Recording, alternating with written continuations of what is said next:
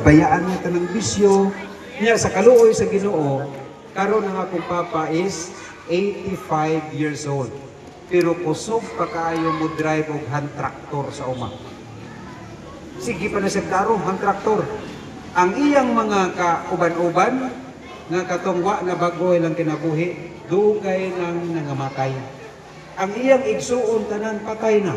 Ang iyang mga barkada tanan patay na. Muna pag maguli ko may nga to, kung wala gid ko nagbago, wala ko gibago sa Ginoo, patay na pud ko karon. Pero salamat kay gibago ko sa Ginoo, buhi ako karon.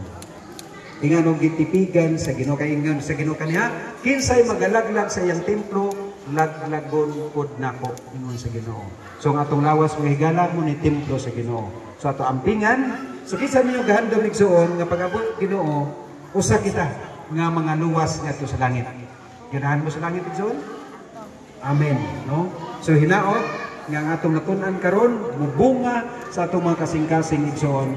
So ako ibalik ang panahon pero muhatag lang ko pipila ka mga paghinumdum karon madawat ninyo ang inyong certificate, no?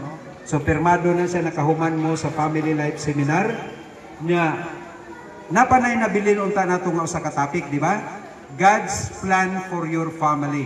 So kung naamo ugma dito igsoon sa church, ato na siyang diskasan gyapon ang last topic na to, ang plano sa Dios sa atong pamilya.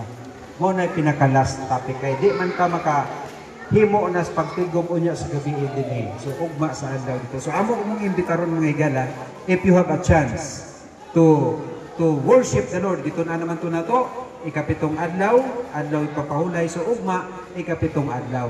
So pwede mo maka-observe kung unsa ang ginahimo sa ikapitong adlaw sa pagsimba. Okay? So daghang mga salamat mga higala ug ang Dios maga panalangin kanato.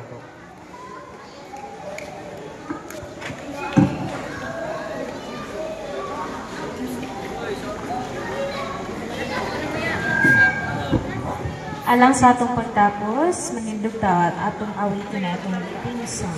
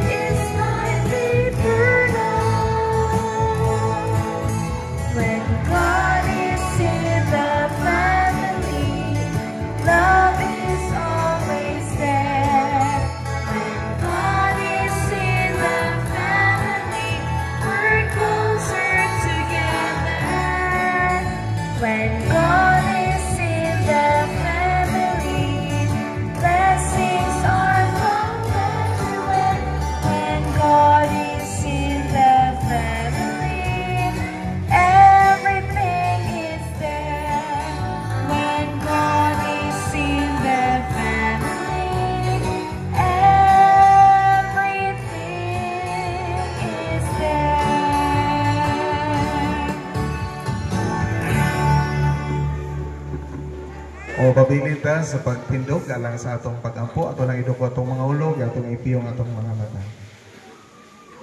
Amahan na mo na ikaw sa kitasan sa mga langit, ikaw mautagiya sa mga kinabuhi, nagapasalamat kami kanimo Ginoo nga niini nga amo nga paghimo sa pagkat-on din hinining dapita.